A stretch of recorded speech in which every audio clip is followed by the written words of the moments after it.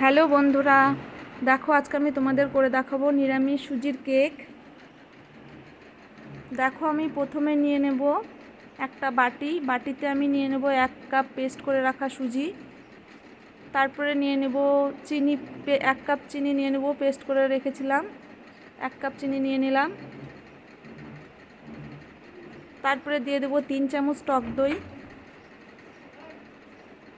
দেখো আমি 3 চামচ টক দই দিয়ে দিচ্ছি।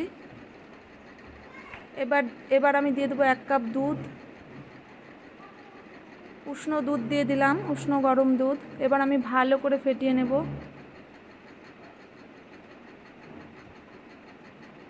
ভালো করে ফেটিয়ে নিচ্ছি। দেখো এইভাবে তোমরাও ফেটাবে, তাহলে মিশ্রণটা ভালো হবে।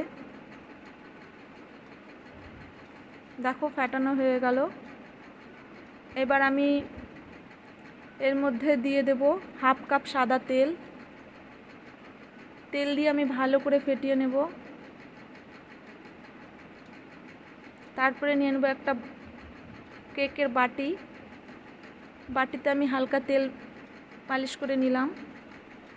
এবার দিয়ে দেবো 1/2 চামচ বেকিং পাউডার দিয়ে আমি ভালো করে মাখিয়ে নিলাম। এবার একটা পেপার নিলাম বাটিতে, পেপারের উপরে আমি হালকা তেল মালিশ করে নেব।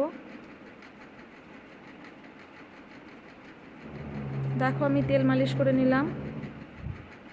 এবার আমি দিয়ে দেবো কেকের গোলা। দেখো আমি কেকের গোলা ভালোভাবে দিয়ে দিচ্ছি।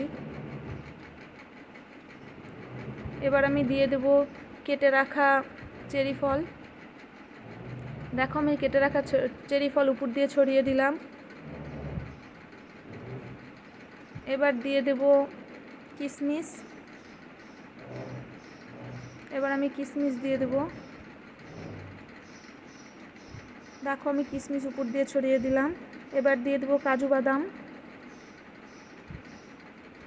বাদাম দিয়ে দিলাম। দেখো কাজু বাদাম দেওয়া হয়ে গেল। এবার আমি একটা কড়াই বসিয়ে দেব। কড়াইয়ের উপরে একটা স্ট্যান্ড বসিয়ে দেব। আমি কড়াইটা হালকা গরম করে নেব। তারপরে আমি স্ট্যান্ডের উপরে কেকের বাটিটা বসিয়ে দেব। দেখো আমি কেকের বাটি এবার ভালোভাবে ঢাকনা দিয়ে ঢেকে দেব কেকের বাটিতে।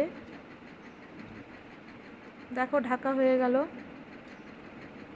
এবার আমি কড়াইয়ে কেকের বাটি বসিয়ে দিলাম।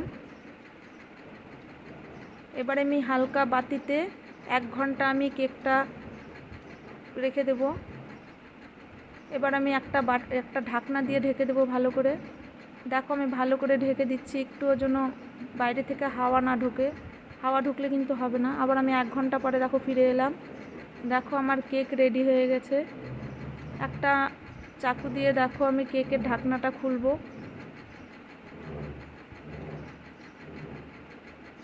এবার আমি চাকুর মাথা দিয়ে আমি হালকা করে দেখে নেব কেকটা হয়েছে কিনা। দেখো এই যে দেখে নিলাম, আমার দেখো কেক হয়ে গেছে।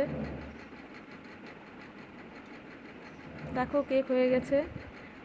যদি কেক ভালো লেগে থাকে তাহলে লাইক, কমেন্ট, শেয়ার করো আর পাশে থাকার অনুরোধ রইল।